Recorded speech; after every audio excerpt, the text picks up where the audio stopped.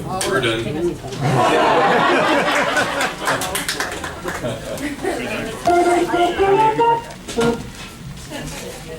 Great group, man. It's good. I really, one of the things I dig is one of the things I really like is changing the group behind solo.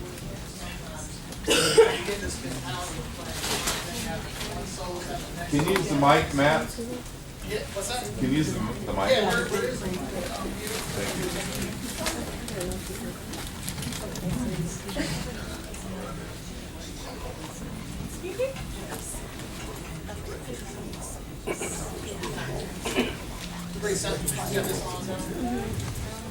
Check, check, check. Great sounding group, right? Up another hand for this group. What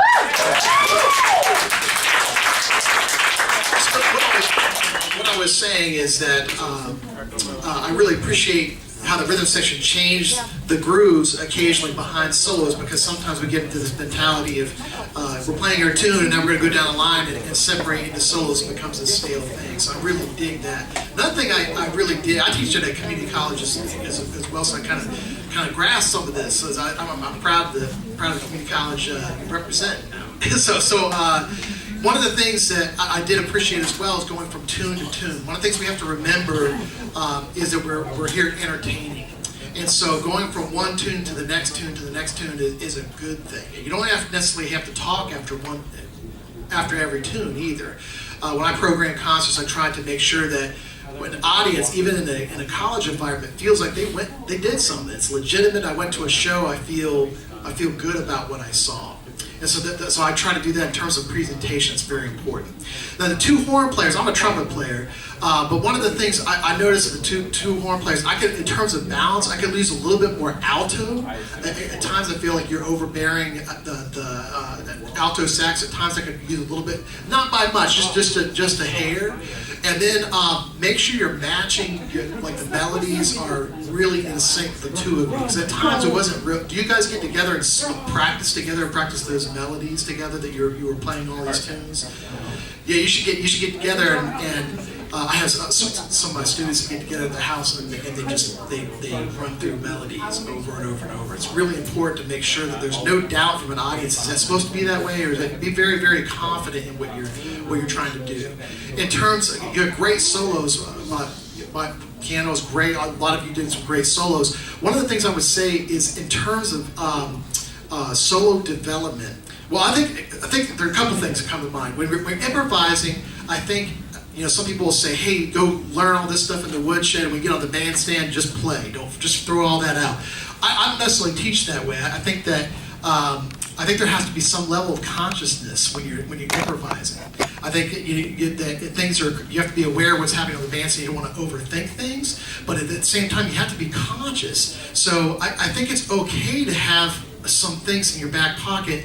Hey, I can come and I'm a little nervous, I'm in front of jazz masters in the house and a great audience, and you're at this big JENerations Jazz Festival. If you get nervous, it's okay to have a way in and a way out. This is whatever happens, I don't know what I'm going to play. Nothing's coming to mind, but I'm going to play this on the way in. I don't know what's going to happen in between, but I'm just going to pay attention to what I'm doing and kind of let that develop. And then on the way out, I'm done. Like the man on the bass, you looked at these guys and said, I'm done. I'm not. It's time. So the big visual thing. Look at bass player looking at the drummer. So on that last tune, I think you could have locked in a little bit more. At times you looked at each other like I was watching you guys. One of the powerful ways to communicate is by looking at someone just dead in the eye. And some of the best rhythm sections that I hire.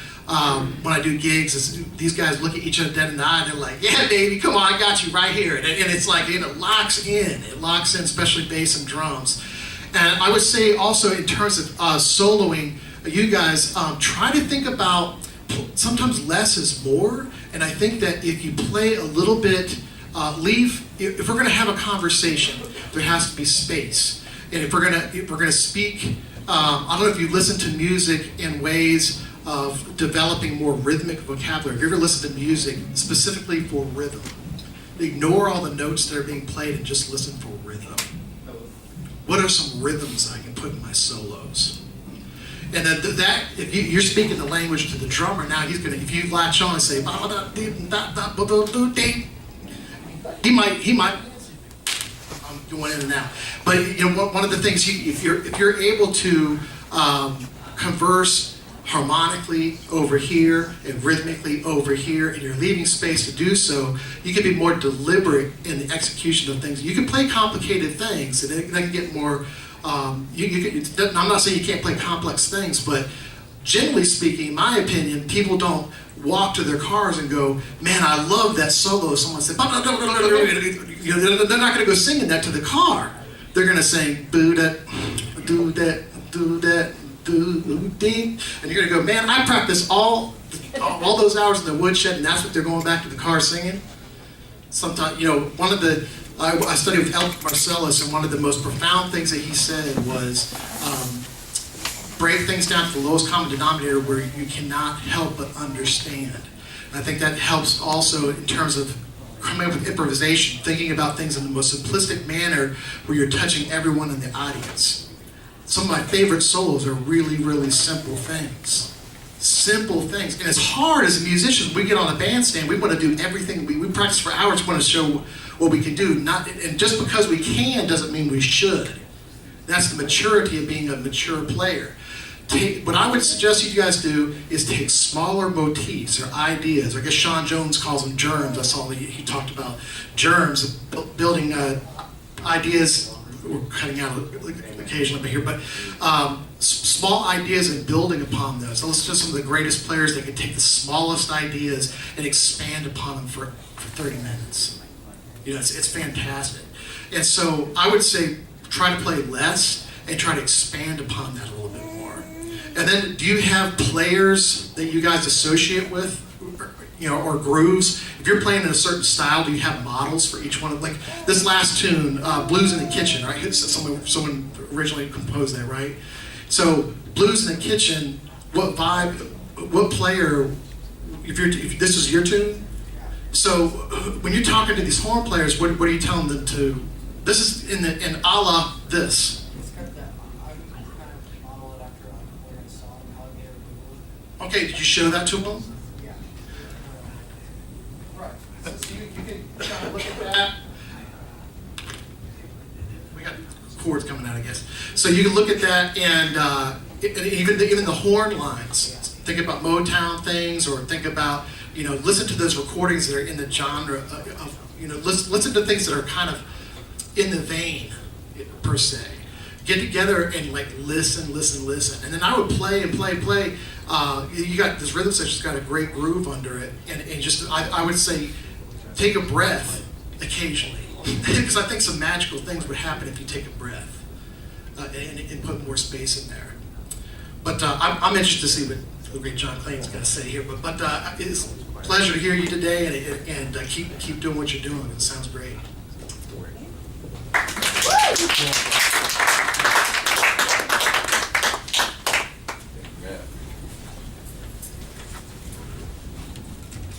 How y'all doing?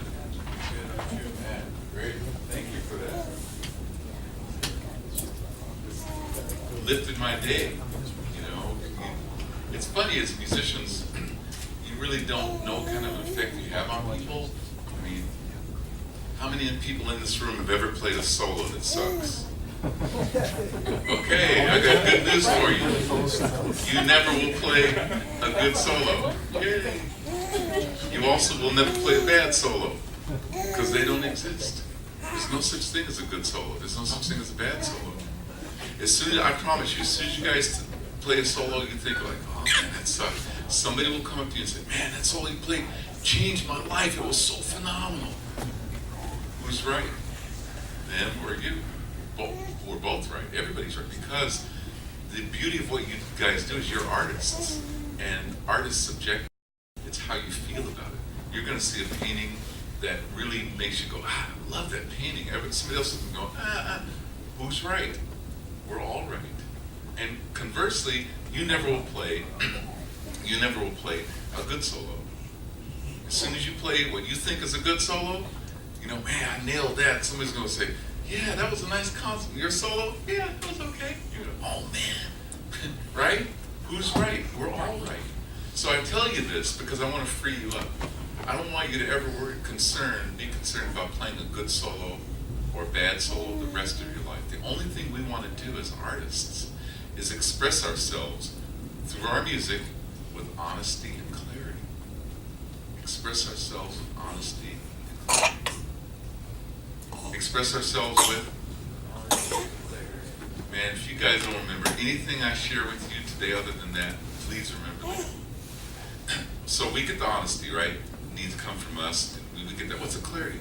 The clarity is when we're playing A naturals on an F minor chord, or rushing the tempo, or dragging the tempo, or the melody's not quite right. Now the audience has to listen through all of our struggles to get to our soul, to get to our meaning. That's why we're in the practice room. We're working on our clarity. So, that's all we have to deal with is working on the honesty and clarity. The honesty we get, the clarity, that's our practice room. I also don't believe that there's a wrong way to play music. Like if there's somebody on the street and they're playing guitar and they're singing out of tune and the guitar's out of tune, we don't go up to them and say, man, bro, oh man, that's sad. We don't do that. They're having fun. We're going to go, yeah, okay, cool. Now, if that person turns to you and says, would you teach me how to tune my guitar? And you teach them how to do it, now what happens is you've just given that person another choice.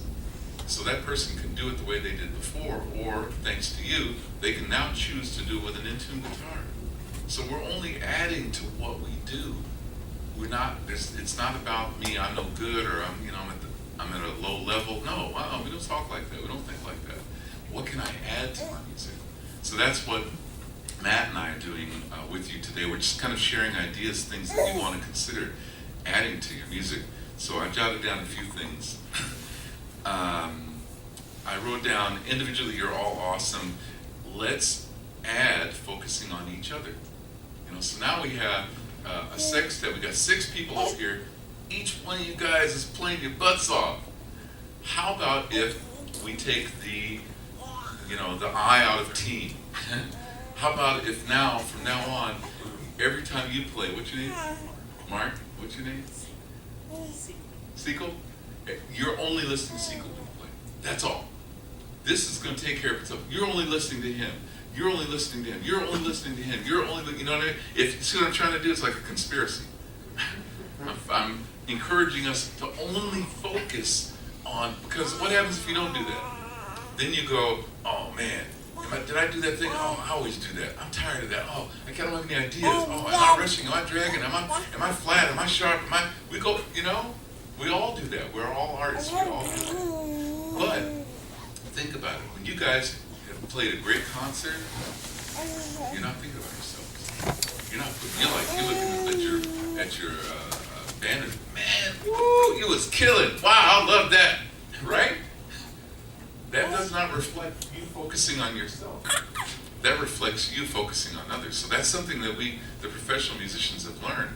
So the rule is, I don't focus on myself. Now, while I'm in that zone, while I'm playing music with you guys, one foot is on the planet, because I might miss a change. I might not play that melody right, or I might not really know those chord changes. Now I know, because I've got that foot on the ground. Tomorrow I'm gonna go, okay, now what was that again? Let me check that. I'm gonna work on that, clean that up, right? So that's kind of the way we function. We want to be in the zone, but we also want to be on planet Earth, so that we can figure out what it is. We always like to say, Monday's F-ups determines Tuesday's homework. We need to invite Monday. Shame on us if we don't do Tuesday. All right. A couple other things. Soloists. Synchronize your groove with the rest of the band. Synchronize your groove with the rest of the band. That goes back to, not listening to ourselves by horn soloists or whatever. If you guys are only focusing on making sure your notes and your groove fits exactly in the middle of their groove, it's a whole different experience. So that's I want all of us to do that. Blend your sound as a band. Not just as horn solo. Blend your sound as a band. The bass volume, I want you to make sure that bass volume totally fits with everything here. Especially if you play an acoustic bass, let's lean on the word acoustic. You want an acoustic kind of volume. So you don't want, we as bass players, we don't want our volume to be louder than the drums or louder than the organ, because acoustically speaking, that's not a good match, right? So it may take a little bit of getting used to, but I would suggest experiment with turning your amplifier down a bit and pulling more sound out of the acoustic bass. Yeah. I noticed you'd really dig in on the electric bass too. That gives it a different vibe too. That's not, I like that. Use more eye contact, you guys. You know, I noticed that if we're not careful, we're all individually just taking care of our stuff, making sure that our contribution is right. Man, like Matt was saying, if you guys look at each other, suddenly it's an amazing connection. You guys did. I heard the same thing. It's weird. We noticed the same thing. When you guys looked at each other at some point, not only did you smile, suddenly the music sounded different. I was like, damn, listen to that. The music sound, and all they did was look at each other and smile. What if you did that on every song? What if you did that on every chorus? Wow. So that's the kind of cool stuff that you can experiment with. Tenor and alto, make sure that you guys breathe together. When you have these lines, worked out melodies and stuff, you know, figure out exactly where you're going to breathe. The second song I wrote down, nice, perfect the sax solely so it sounds like one instrument. I want to hear a tenalto thing. I don't want to hear tenor sax and alto sax. I want to hear like one. The great Ray Brown bass player said to me, he said, Foot, he used to call me Foot. He said, Foot, I wish you could have heard us with Dizzy Gillespie and Charlie Parker. He said, when we played together, and Dizzy Gillespie and if you can imagine an alto saxophone welded to a trumpet played by one person, that's what it sounded like. And that was like an amazing visual for me. I'd like for you guys to do something like that too. Imagine your sound so together, your melodies so together that it doesn't sound like two instruments. It sounds like one.